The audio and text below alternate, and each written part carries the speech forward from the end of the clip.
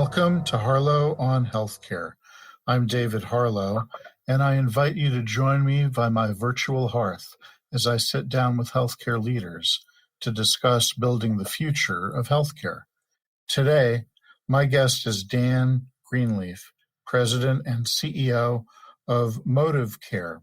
He's an innovator across the healthcare industry and has successfully transformed companies through periods of growth in home care management and infusion services. He is currently president and CEO of Modivcare, which is a care transportation company that provides other services across the spectrum of social determinants of health. We'll hear more about that from Dan. Welcome, Dan, and thank you for joining us. David, very glad to be here. Thank you for having me. So, Dan, if I may, I'd like to ask you to start with a broader explanation of what you're doing at Modivcare and what Modivcare is doing with its customers and stakeholders. I would say the essence of what Modivcare is doing, David, is we're addressing the inequities that we see in healthcare delivery. And when I joined the company, I would have agreed with you we were a transportation company. But today we are unequivocally a social determinants of health company, if not the leading social determinants of health company. And the reason why, we went after this kind of grand ambition, if you will, was because we know that the zip code is the number one predictor of health outcomes. And we just find that to be completely unacceptable. And if clinical interventions were the answer, these types of inequities would have been solved a long time ago. So what we've done is we've built a company that has access to 30 million lives or 30 million people that we would view as being underserved by the system.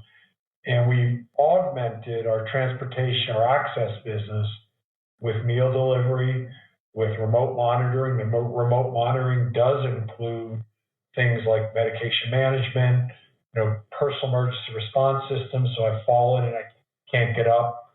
For those of you who used to see those commercials. Right, I'm old enough to have seen those. Yeah, me and you both, and as well as vitals monitoring. And then we combined that with personal care. And personal care is really managing activities of daily living. And as we went out to form this company, we realized that transportation, remote monitoring, meal delivery, and personal care were really the foundation for providing a holistic supportive care solution for the patient. And that's what we're doing. And we manage 9% of the U.S. population at this point in time. And this population management approach, I assume, is through payers, through Medicare Advantage plans, other health plans. Is that correct? David, that's correct. So it's predominantly Medicaid. And if we look at Medicaid, our Medicaid portion of our membership, 50% is state-based, 50% is payer-based. And then about 10% of the business is Medicare Advantage. And when we think of personal care, it's disproportionately weighted toward dual eligibles. Got it. That makes sense. And when you say payer-based, you mean managed Medicaid? That's correct. So you think of United, Aetna, Anthem, Humana, HCSC, Centene. So those six represent 80% of our managed care business, which is 50% of the overall business. Right. So for those who may be coming into this cold, I wonder if you could say a little bit about the state of affairs as you saw them when your company entered this market. Of course, there have been others who have been in this market earlier, perhaps focusing on one piece or another of the several that you've mentioned. Some have focused on transportation, some have focused on remote patient monitoring, and that's an area that's been of heightened interest over the past several years. What was the first step into this arena, and how do these pieces all fit together? Thank you for that question, David. So I joined the company December of 19. At the time, it was a a transportation company. It was, if you will, the Uber/Lyft of healthcare. It managed somewhere between, at the time, 25 million members and delivered, somewhere around 70 million rides annually. So a reasonably good sized business. But I think from my perspective, I just never felt the business was fulfilling its mission. And its mission wasn't just logistics. Its mission just wasn't access. Its real mission was to create an environment where all the key social determinants of health, components of supportive care are being addressed. And so it started, frankly, in January of 2020 when I was at the JP Morgan conference, and we met with an organization who had owned a personal care company. And as we thought about personal care and we thought about other aspects of the business, it became abundantly clear that our payers, our states, our members, our case managers wanted a one-stop shop. They didn't want to shop, 15 companies for transportation and 20 companies for personal care and 10 companies for remote monitoring and 5 companies for meal delivery.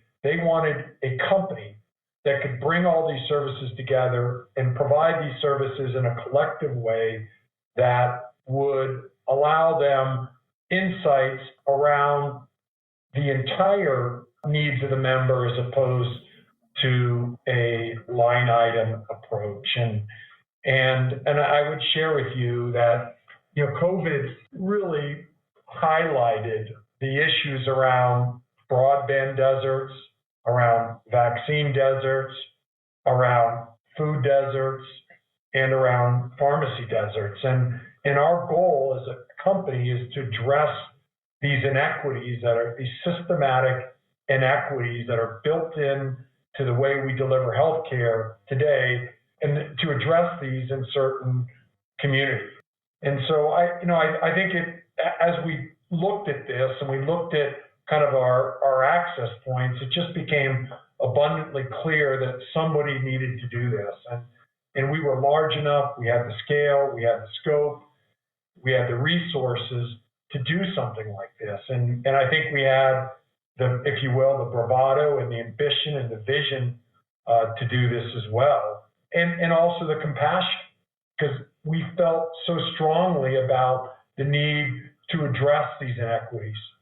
Well, it's a compelling story. So over time, there have certainly been consolidations. I've experienced in the ambulance and transportation business, and there's certainly historically mom and pop businesses and then sort of local and regional businesses. And over time, many of those have been consolidated into some regional and national companies. Similar story in the home health front. I've had experience there as well. And certainly transportation is an arena where we've seen a variety of different sorts of consolidations as well. But the interesting thing here is putting things together across these boundaries, across these silos, and that seems to be the innovation here. Why do you think that's taken so long to get to that point? Why didn't somebody else do this? To be honest with you, I'm going to be very blunt here, is I don't think they cared. And I don't think they had the vision. And I don't think they had the commitment. And I don't think they had the strength of the company that we have to do this. But honestly, it's easier in my mind for people to neglect these populations and assume they don't have needs, that their needs are being unmet, that they weren't, frankly, listening to their voices.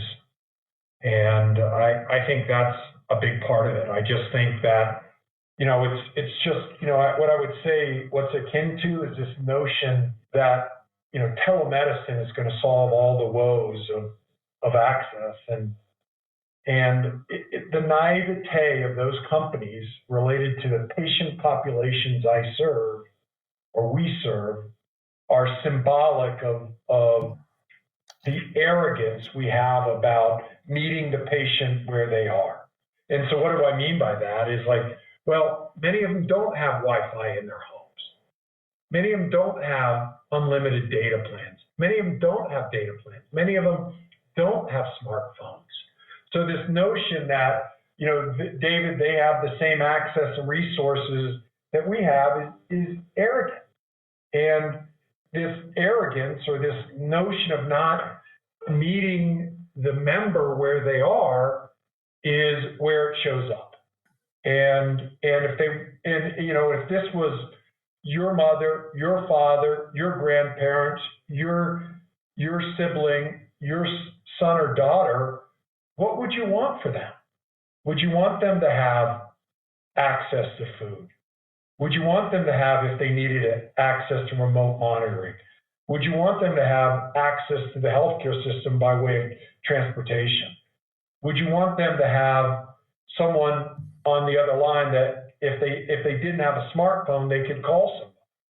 I think it's also some of the arrogance of these tech companies. And again, I think that everything is tech and there isn't a high touch component of that. If everything was tech, I don't think we'd see all the problems that we're seeing from a society standpoint around social media and the disconnect that occurs as a result of pervasive use of social media. And I know I've gone off on a bit of a tangent there, but I still think it's just not meeting the patient where they are, not thinking that things should be high tech and high touch. Yes, you want to make it as easy as possible, but these are still people who want connectivity, who want to be cared for. And I think it's a lot easier for companies to be ignorant and to not, care for people in a way that they'd want their parents cared for, their grandparents, their siblings, or their children. So, yeah, I've seen, look, in the past 10 years or so, in sort of the growth and evolution of digital health and online healthcare services, telemedicine broadly defined, there's been, I think, an evolution from the perspective that you're describing where tech fixes everything to a broader understanding today, at least in some corners of the world, of the omniverse, whatever you want to call it, where we do understand and appreciate that there is a need for human touch at the end of the day. And there is an evolution to an understanding that that's required. And certainly as we move forward in terms of infrastructure improvement and addressing things like a broadband desert, we can leverage the technology to deliver the services, which include high-touch services, as you're describing. Absolutely. And I've got almost 500 people in my technology department, so I'm not averse to it. I just think we have to find the right blend of high tech and high touch, and also understanding that we need to meet the member where they are. And I think, I can't tell you how many conversations I have with people that just don't appreciate, the patient population that we're dealing with. We have a gentleman who was running our meal delivery program. He comes from McDonald's, and he talks about the day when COVID occurred, or when the pandemic was, when things started shutting down, and he had 7 kids come to his McDonald's with bagged lunches, and they were there because the McDonald's had Wi-Fi. There was families sitting in the parking lot, taking their classes because the McDonald's had Wi-Fi. And I don't think people understand that. How disadvantaged. And I think about the inequities that occurred. Who got harmed the most by not being able to go to school and get a meal or to have? We know who that was. Obviously, you hear some of the anger and frustration potentially in my voice, but we're going to do something about this. And we've got a big enough company. We've got, a couple billion in revenue and 30,000 employees, and we want to make every day count, and we understand who we're serving, and we're going to do everything we can to address these inequities. If you're just tuning in, this is Harlow on Healthcare, coming to you on Healthcare Now Radio. I'm David Harlow, and my guest today is Dan Greenleaf, President and CEO of Modivcare. Dan, we're talking about inequities in healthcare, and we're talking about how some of these are highlighted or exacerbated during the COVID pandemic. And here we are, as we're speaking, we're about 2 years in. And I'm wondering if you could speak to how things have changed in the course of these past 2 years and what you see in terms of a future. What's the way out of the trough that we're in, so to speak, in terms of dealing with social determinants of health? I think it probably goes back to a number of things I've talked about. I mean, I think we all are aware today of the disparities in vaccine distribution and how it threatened our ability to end this pandemic and protect the underserved. And, the inability to get vaccine appointments due to work or lack of transportation were highlighted during the pandemic. Here's another one for you, David. If you and I were to go out and get the Moderna or Pfizer, we would have the flexibility to take time off, right? We could, hey, if this hits me like a train, I'm going to be able to take 3 or 4 days and recover. But if you're for example, an hourly worker, your best option was J&J, the one shot. And the ironic part of this now is that we understand that the J&J product wasn't as efficacious as either Moderna or Pfizer. And again, it's these kind of, I would say, these unintended consequences that are a function of structural issues that don't afford underserved patient populations the right level of support. And that's, again, where we came in, where we delivered 100,000 people to their vaccine appointments and caregivers. In the state of New Jersey alone, we provided 85,000 rides to caregivers so they could go care for members. We delivered over 2 million meals, although at the time, meal delivery wasn't part of our business model, but we partnered with community organizations and got meals to people who needed meals and who had certain degrees of food insecurity. So my view of this is that I do think the awareness has been heightened. I do believe that we've all, in some shape or form, experienced the mental downsides of isolation, and that the patient populations we serve have been dealing with these kinds of things for years. So I would say there's a degree of awareness and empathy that wasn't necessarily there historically. I think for us as a company, it opened our eyes to, hey, listen, we can do more, we can be better, we can make a bigger difference, we can partner with our payers, and we can partner with our states, and we can partner in the areas of value-based care and really start putting the member first. What I would say is I could speak from our perspective that it opened our eyes and it said, we can do more. We haven't fulfilled the mission of this company by being just a transportation company. And so I think that's what I would say is that, and I would also say that, as you saw the Biden administration come in, David, and if you spoke to any of their healthcare policy personnel, social determinants of health was literally the first thing off their tongue. And so I think there's an awareness around this that I would say COVID has highlighted and has shed light on, and I think will help accelerate the need to truly address these patients in a holistic way, in a supportive way, and in a way that meets the patient where they are, and ultimately creates better outcomes for the underserved patient population. Right. Okay. Let's talk, if we could, about an individual patient journey. Sort of, what's the point of contact for your company? Is it the health plan? Is it someone in care management, case management, and a health plan? Is it someone in a PCP office? What's the initial point of contact? How do we triage people into different sorts of services that you offer? And what does that feedback loop look like? What's the connection back to the PCP or the case manager?